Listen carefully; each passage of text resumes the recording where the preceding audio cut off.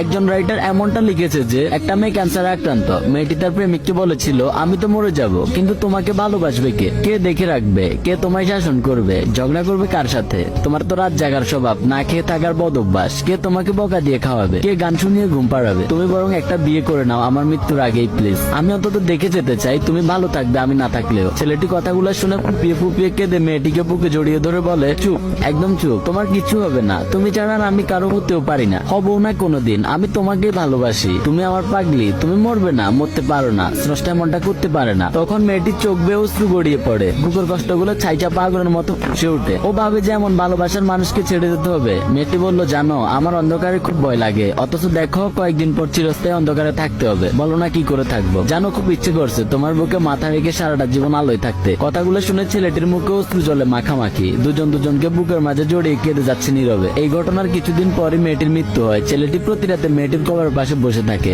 একের পর এক মোমবাতি জ্বালিয়ে মেয়েটির কবর আলোকিত করে। রাতে ছেলেটি ঘুমায় না, এই ভেবে যে তার প্রিয় মানুষটা অন্ধকার সহ্য করতে পারে না। ইদানিং ছেলেটিরও ক্যান্সার ধরা পড়েছে, খুব টেনশনে আছে ছেলেটি। মৃত্যুর চিন্তায় না, ছেলেটি ভাবছে সে চলে গেলে তার প্রিয় মানুষটার কবরে মোমবাতির আলো জ্বালাবে কে। সে যে অন্ধকার খুব ভয় পায়, ভালো থাকুক ভালোবাসাটাও পারে। আসলে যে যাই বলুক, ছেলেরা একটু বেশি ভালোবাসে। মন থেকেই বলি, পূর্ণতা পাক পৃথিবীর সকল ভালোবাসাগুলা। ভালো থাকবেন সবাই, আল্লাহ হাফিজ।